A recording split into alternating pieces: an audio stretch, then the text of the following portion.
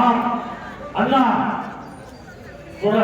எடப்பாடி அவருடைய வெற்றி பிரிப்பிலே இங்கே வீட்டிற்கும் கலந்து கொண்டவருடைய வீர நடையிலே தமிழகத்தின் எல்லையை சுற்றி வரும் சொற்குத்தர காட்டும் சூழகா பாட்டிலை துப்பாக்கியுடன் பயமுடித்து போவதற்கு குட்டிவிட்டு கூட்டாளர் விரும்புகிறோர் கொடுங்கோர் தந்தானியும் ஆசிரியர் கலம் என்ன கட்டளை மூட்டாட்டாலையும் போராடு விரும்புகளை காட்ட செய்ய பாவடு போவதாக பாரதத்திற்கு சீனவும் சேவத்தை ஜீவனம் நாட்டுக்கு தேவை என்று சொல்லிவிட்டாரே இந்தியாவில் இங்கஸ்டா தமிழ்நாட்டில் தமிழ்நாடு எங்கெல்லாம் போற்றப்பட்ட போகப்பட்ட பேரிய தென்மலை அறிஞர் அண்ணாவின் இலங்கையாக வருகின்ற புரட்சி தலைவருடைய நல்லாட்சியை மீண்டும் எடப்பாடி அண்ணன் பழனிசாமி அவருடைய தலைமையை ஆட்சி பெறத்தை ஏற்றுவோம் என்று இந்த வேதனை சிறப்பு கொடுத்து மாணவர் சூழலை ஏற்று விளைய பெறுகின்றேன். பாரத அண்ணாமம் எந்தெந்த மாவட்டம் அனைத்து அதிமுக வேலை வரட்டும் புரட்சி தலைவர் எடப்பாடி ஆட்சி என்று கூறி விளைய பெறுகின்றேன். நன்றி வணக்கம், நன்றி வணக்கம், நன்றி வணக்கம்.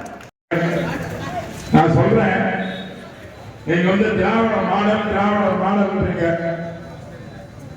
திராவிட மாடல் மாநில சுயாட்சியை பத்தி பேசுறீங்க.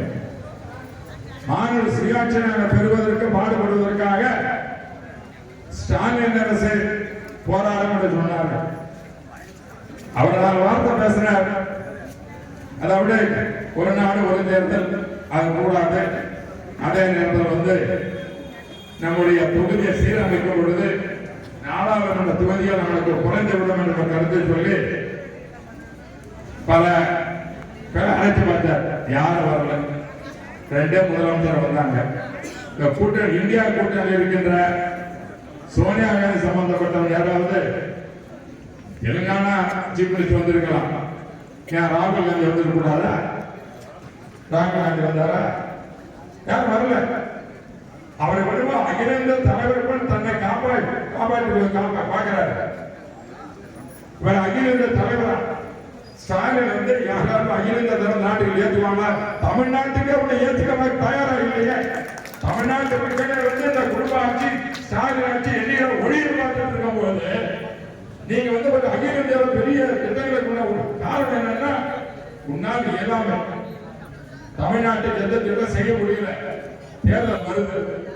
2026 தான் ஒரு மாநில சுயேட்சை நடந்து வருது.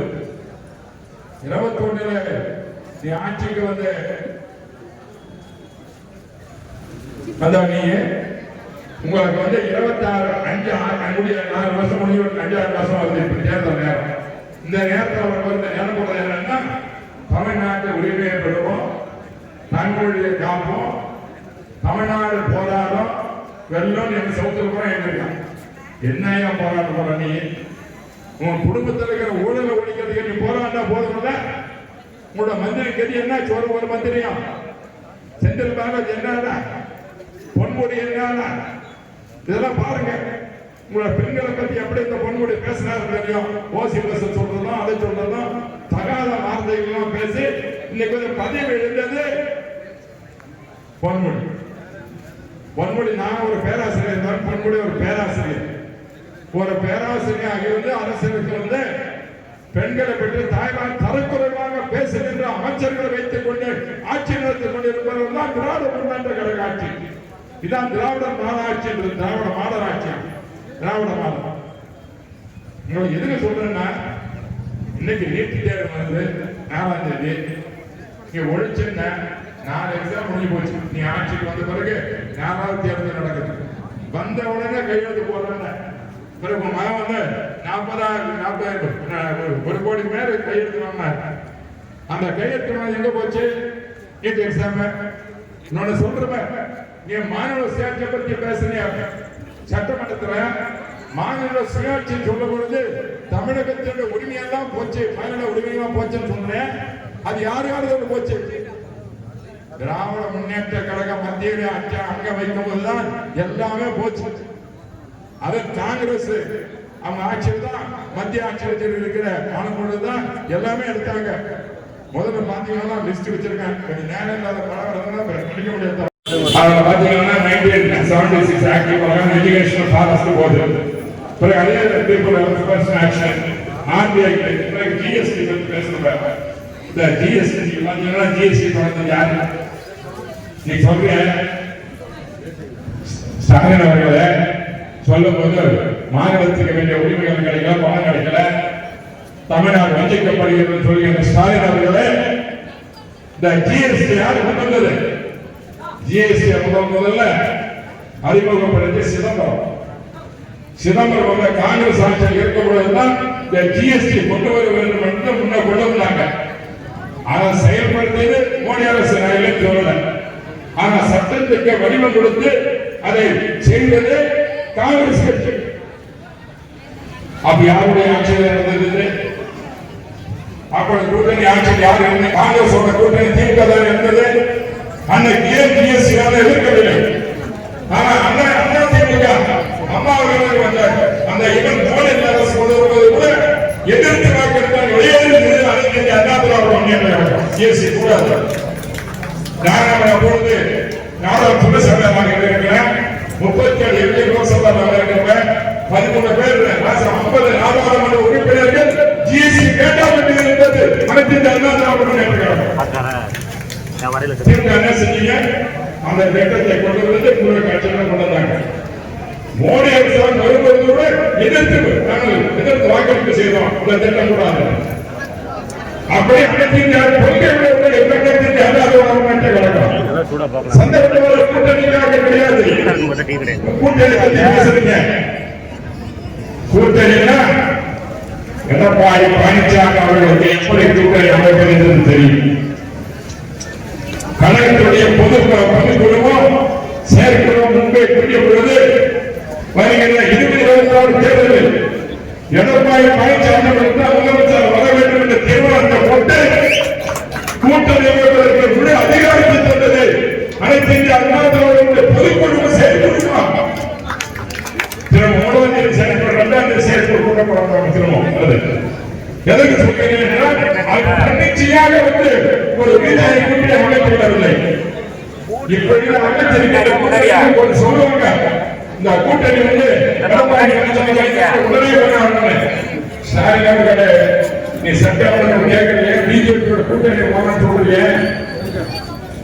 இதே கூட்டணியை வந்து திமுக 1999 வரை 5 ஆண்டு காலமாக பிஜேபி கூட்டணி வைத்துக் கொண்டு ஆட்சி செய்து திராவிட முன்னேற்ற அதுக்கு விண்ணப்பை பிஜேபி ஆனா அந்த கூட்டணியை வைத்தது அந்த திராவிட முன்னேற்ற கழகம் 5 ஆண்டு காலமாக மத்திய ஆட்சியில் இருந்தது. முதல்வருமாக ஒரு வருஷம் கோபால் இருந்தார். அப்போ அமைச்சர் பாரதிய ஜனதா கட்சியுடைய அந்த கூட்டணியில் இருந்து திராவிட முன்னேற்ற கழகம். ஆனால் நாங்கள் 1997 கூட்டணி அதிமுக சேர்ந்ததில்லை என்று சொல்றது மத்திய அமைச்சராக முடியாது. அது கூட மத்திய சேலம் சொல்லுங்க. எங்கள் கூட்டணி அரசாங்கத்தை கூட்டணி வைத்தால் கூட மத்திய அரசு பங்கு வேண்டாம் என்று சொன்னதாக புரட்சியாளர்கள் அம்மாவர்கள்.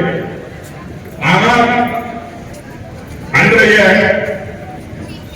பாரதத்தினுடைய ஜனாதிபதி அவர்கள் கூட்டணி என்று நீங்கள் ஒரு ஆட்சி அமைக்க வேண்டும், ஒரு வாய்ப்பு அமைக்க வேண்டும் என்றால் அதிமுக போன்ற கட்சிகளும் நீங்கள் மத்திய கூட்டணியில் வைத்தால்தான் வாஜ்பாய் அவர்களை பிரதமராக ஆக்க முடியும் என்று ஒரு கால சூழ்நிலை ஏற்பட்ட பொழுது புரட்சி தலைவர் அம்மா அவர்கள் வந்து வந்து பிரமோத் மகாஜன் கூட்டவர்கள் வந்து நேர சந்தித்து கேட்டதன் காரணமாக எங்களுக்கு பதவியாசு கிடையாது. அம்மாவோட இயக்கத்தை காப்பாற்றி காண்பித்தார்கள். அதுபோல மீண்டும் அம்மா மறைவுகளில் இந்த காட்சி ஆட்சியானது ஒரு நாள் இருக்குமா, ஒரு அமாவாசை இருக்குமா, ஒரு பௌர்ணமி இருக்குமாங்க. எடப்பாடி பழனிசாமி தன் திறமையின் காரணமாக 4 ஆண்டு காலமாக சிறப்பான ஒரு ஆட்சி நடத்தி இன்னைக்கு மாபெரும் கட்சியின் தலைவராக இருக்கிறார் என்றால், இங்கு அனைவரும் ஒன்றுபட்டு இருக்கிறோம் என்றால் காரணம் எடப்பாடி பழனிசாமி அவர்கள் ஒரு சாதாரண விவசாய குடும்பத்தில் பிறந்தவர், ஒரு கிளை செயலாளர் இருந்தவர், ஒன்றிய செயலாளர் இருந்தவர், அதேபோல மாவட்ட செயலாளர் இருந்தவர், கழகத்தின் கொள்கை பரப்பு செயலாளர் இருந்தவர், தலைமை கழக செயலாளர் இருந்தவர், அம்மாவுடைய அரவணைப்பில் அமைச்சராக இருந்தவர். அம்மா சொன்ன திட்டங்களை எல்லாம் பல திட்டங்களை எல்லாம் சொன்னார்கள். இப்பொழுது என்னென்ன திட்டங்கள் சொன்னார். எவ்வளவு ரோடு போடுறதுக்கெல்லாம் அவங்க திட்டத்தை கொடுத்தாங்க. இந்த திமுக வந்து சொன்னியா செய்ய இருக்காங்க. பன்னீர்செல்வம் சொன்னார்கள், எந்த அளவுக்கு புரட்சித்தார் அம்மா அவர்களும் மேல்நிலத்தில் நாட்டில் தொழிலாளர்கள் திட்டங்கள் சொன்னார்கள். அப்படியான திட்டங்களை எல்லாம் கொடுத்திருந்தால் அனைத்து இந்திய அண்ணா திமுக ஒன்று செய்யுது. அவங்க பார்த்து கேட்கிறாங்க. சொல்வதற்கு காரணம், இந்த இயக்கத்திலிருந்து ஒருவரால் ஒரு கட்சிக்கு போயிருக்காங்க பாருங்க. நீ பார்க்கணும், எடப்பாடி பழனிசாமி அவர்கள் முதலமைச்சர் ஆன பிறகு முதலில் காட்டு பார்த்தீங்கன்னா அவருக்கு ரேட்டு போட்டாங்க. டிவியில 2% போட்டாங்க. ஆனா இன்னைக்கு 25% மேல இருக்கிறார். நம்முடைய கட்சியினுடைய ஒரு தொண்டன் கூட ஏழ செல்லாமல் 2,50,000 மேல கழக உறுப்பினர்கள் சேர்த்து மாபெரும் இயக்கமாக அனைத்து இந்திய அண்ணா உருவாக்கியவர் எடப்பாடி பழனிசாமி அவர்கள். மறுக்க முடியுமா? ஒரு தொண்டை 2 கோடியே 20 லட்சம் 2 கோடியே 20 லட்சம் கழகத்தோட உறுப்பினர்கள். பேசிக்கிறேன். 2 கோடியே 20 லட்சம் உறுப்பினர்களை அனைத்து இந்திய அண்ணா திராவிட முன்னேற்ற கழக உறுப்பினர் ஆக்கி இந்த இயக்கத்தை மேலும் மேலும் வலிமைப்படுத்தி திராவிட முன்னேற்ற சிம்ம சொப்பனமாக இருந்து கொண்டிருப்பார் தான் எடப்பாடி பழனிசாமி அவர்கள். அவர்கள் சாதனை எல்லாம் பண்ணக்கூடாது. இவங்க என்ன நினைக்கிறாங்கன்னா, திமுக வந்து திரும்ப 2 அழிச்சிருக்கு. 202 வச்சு 2 சைபர் தான். ஒரே சைபர் வரும். எப்படி வந்து ஒரு காலகட்டத்திலே திராவிட முன்னேற்ற 2 தான் ஜெயிச்சு காலகட்டம் உண்டு ஒரு கட்டத்தில். அப்ப எப்போ சேர்த்தா துறைமுக மட்டும்தான் ஜெயிச்சுட்டாங்க ஒரு கூட்டணி அமைக்கும் போது. அது கருணாநிதி ராஜினாமா பண்ணிட்டாரு. ஒரே ஒரு சீட்டு தான். அதில் ஜெயிச்சது சேர்த்துட்டு போயிடுவது அப்படி இல்லை. ஆகவே வருகிற தேர்தல் பார்த்தீங்கன்னாக்க இந்த கூட்டணி அமைத்திருக்கின்ற கூட்டணி எடப்பாடி பழனிசாமி அவர்கள் கழகத்தை நம்புகின்றார், கழக தொண்டர்களை நம்புகின்றார், தமிழ்நாட்டு மக்களை நம்புகின்றார். இந்த எதிர்கட்சி செய்கின்ற அவலமன் கவனத்தை எல்லாம் பார்த்து அளிக்க வேண்டுவதற்காக ஒரு மாபெரும் ஒரு போராளியாக இன்று நம்மளை எதிர்த்து கொண்டிருக்கின்றார். அந்த போராளிதான் எடப்பாடி பழனிசாமி அவர்கள். அவருடைய தலைமையிலே திமுக வீடுகள் கொண்டு எடுப்படார். உங்களை சொல்லினா நான் சொன்னேன், முதல்ல பேசுறது சொன்னேன். சபையில் சொல்றேன் தான் சொல்லிட்டார். இவங்களுக்கு தெரியும், இங்கெல்லாம் கொஞ்சம் பேர் சொல்லக்கூடாது, தெரியும். ஆகவே இப்படியெல்லாம் வந்து ஒரு தமிழ்நாட்டில் இருந்து ஒரு ஆட்சி நடத்த பொழுது ஒரு முதலமைச்சர் இல்லாமல் 4 முதலமைச்சரை வைத்துக் கொண்டு நீ ஆட்சி நடத்துகிறாயே, அதன் நடக்கும். அண்ணா திமுக புரட்சி தலைவர் என்றால் அவர்தான் முதலமைச்சர். அம்மா இருக்கும் பொழுது புரட்சி அம்மா அவர்கள் முதலமைச்சர். எடப்பாடி பழனிசாமி இருந்தால் அவர்தான் முதலமைச்சர். அவர் குடும்ப அரசியல் வந்தாங்களா? அரசியல் வந்தாரா? குடும்ப அரசியலை ஒழிப்பதற்காகத்தான் அனைத்து இந்திய அண்ணா திராவிட முன்னேற்றம் உருவாகி இருக்கிறது. யாரும் சரி, குடும்பத்தில் தன்னுடைய மகனையோ மகளையோ அரசியல் கொண்டு வந்தால் அவர்கள் அணுகிவிடுவாங்க.